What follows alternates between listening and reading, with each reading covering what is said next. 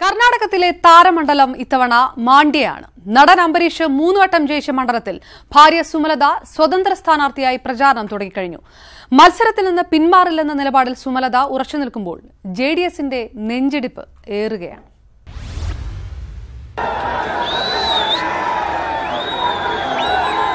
മാണ്ഡ്യയുടെ ഹൃദയത്തിൽ ജയിക്കാനാണ് സുമലതയുടെ യാത്ര.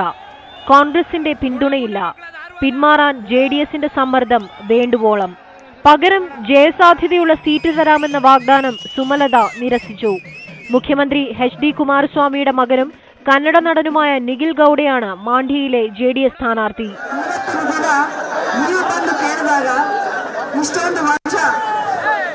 ಅಂಬರೀಷ್ ಅಣ್ಣನ ಜೊತೆಯಲ್ಲಿ ನಾವು ಪ್ರೀತಿ ವಿಶ್ವಾಸದ ಜೊತೆಯಲ್ಲಿ ನಾವಿದ್ದೀವಿ.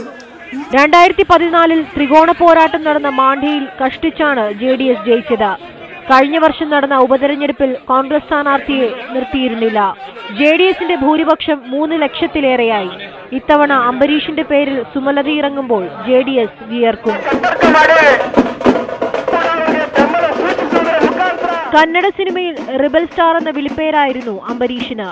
മാണ്ഡ്യയിൽ റിബൽ സ്റ്റാർ ആണ് അംബരീഷിന്റെ പ്രിയതമ.